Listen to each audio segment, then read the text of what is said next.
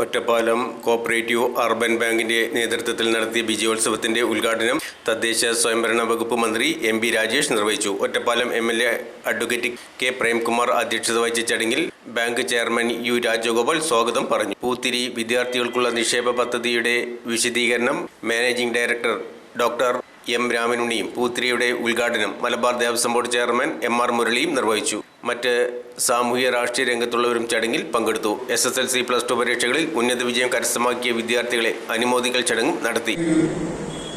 സമ്മാനം കൊടുക്കാനൊക്കെ പോകുമ്പോൾ, അതായത് റിസൾട്ട് വന്നാൽ, SSLC ഹയർ സെക്കൻഡറി റിസൾട്ട് വന്നാൽ പിന്നെ 2 മാസത്തേക്ക് ഞങ്ങളെപ്പോലുള്ള ജനപ്രതിനിധികളുടെ ഏറ്റവും പ്രധാനപ്പെട്ട പരിപാടി കുട്ടികൾക്ക് സമ്മാനം കൊടുക്കുക എന്നുള്ളതാണ്. സമ്മാനം കൊടുത്ത് കൈ കുഴയും, ഏറ്റുവാങ്ങിയിട്ട് നിങ്ങളും ക്ഷമിക്കും എന്നതാണ് സ്ഥിതി. എന്റെ മണ്ഡലത്തിൽ കേട്ടതാണെങ്കിൽ ക്ഷമിക്കുക. നമ്മുടെ രാജ്യത്തിന്റെ ദേശീയ ഗാനം രചിച്ച രവീന്ദ്രനാഥ ടാഗോർ അദ്ദേഹം മുൻകൈയെടുത്ത് സ്ഥാപിച്ച സർവകലാശാലയുടെ പേര് വിശ്വഭാരതി എന്നാണ്. വിദ്യാഭ്യാസത്തിന്റെ ശരിയായ അർത്ഥം മികച്ച റാങ്ക് വാങ്ങുക, മികച്ച ഗ്രേഡ് വാങ്ങുക എന്നതിനെല്ലാം അപ്പുറത്ത് നല്ല മനുഷ്യരാവുക എന്നതാണ്, വിശ്വമാനവികരാവുക എന്നതാണ്.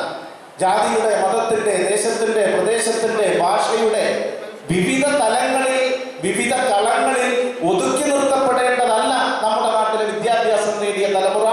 ലോകത്തെ ഏത് സമൂഹവുമായും സംവദിക്കാനും ഏത് നന്മയുടെ അംശത്തെയും സ്വാംശീകരിക്കാനും കഴിവുള്ള നല്ല മനുഷ്യരാവുക എന്നതാണ് വിദ്യാഭ്യാസത്തിന്റെ ആത്യന്തികമായ അർത്ഥം എന്ന് തിരിച്ചറിഞ്ഞ് മനസ്സിലാക്കി നാടിന്, സമൂഹത്തിന് നല്ല നിലയിൽ തങ്ങളാൽ കഴിയുന്ന സംഭാവന നൽകാൻ കഴിയുന്നവരായി നമ്മുടെ ജേതാക്കൾക്ക് മാറാൻ സാധിക്കും.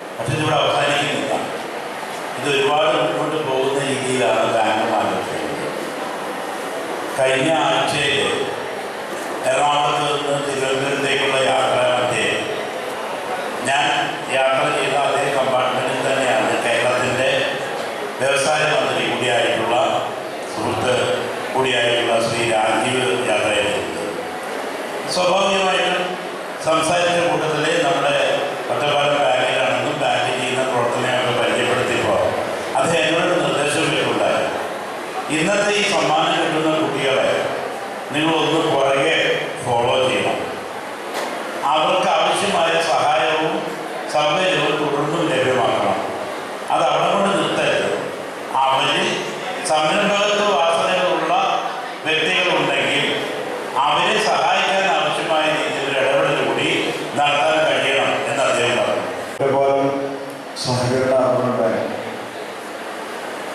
കുട്ടികൾക്കായി, അതായത് 1ാം ക്ലാസ് മുതൽ ഹയർ സെക്കൻഡറി വരെയുള്ള കുട്ടികൾക്കായി വിഭാവനം ചെയ്തിട്ടുള്ള പൂത്തിരി എന്ന പ്രത്യേക നിക്ഷേപ പദ്ധതിയുടെ ഉദ്ഘാടനം വളരെ സന്തോഷത്തോടുകൂടി നിർവഹിക്കുന്നതായി അറിയിക്കുന്നു. കുട്ടികളിൽ ഒരു ശീലം വളർത്തിയെടുക്കാൻ വളരെ ബോധപൂർവമായ ശ്രമമാണ് ഈ പദ്ധതിയുടെ പിന്നിലുള്ളത്. സമ്പാദ്യം ഉണ്ടാകണം, അത് സ്വരുക്കൂട്ടി വയ്ക്കണം,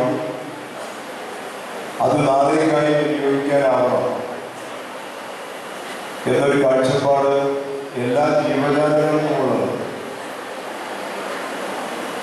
അതിങ്ങനെ ഒരു തരത്തിൽ അല്ലെങ്കിൽ മറ്റൊരു തരത്തിൽ എല്ലാ ജീവജാലങ്ങളുടെയും കാര്യത്തിൽ നാം കാണുന്നു. ഇന്ത്യയിൽ തന്നെ ഏറ്റവും ഉയർന്ന സംഖ്യയാണ്. അപ്പോൾ അങ്ങനെ പണം ജീവിതശൈലി രോഗങ്ങൾ ഉൾപ്പെടെയുള്ളവയ്ക്ക് ചിലവഴിക്കുമ്പോൾ നമ്മുടെ കുട്ടികളുടെ കായികപരമായിട്ടുള്ള മുന്നേറ്റത്തിന് അതിൽ നിന്ന് മോശമല്ലാത്ത ഒരു സംഖ്യ മാറ്റിവെച്ചാൽ വിദ്യാഭ്യാസത്തിൽ നിക്ഷേപിക്കുന്ന നമ്മുടെ നാടിന്റെ പൊതുജനാരോഗ്യ രംഗത്ത് ചിലവഴിക്കപ്പെടേണ്ട സംഖ്യയിൽ ഒരു ചെറിയ സംഖ്യ കൂടുതലായി നമ്മുടെ നാടിന്റെ വിദ്യാഭ്യാസ ഹൈസ്കൂൾ എല്ലാവരും കൈവരിച്ച് പ്രോത്സാഹിക്കും.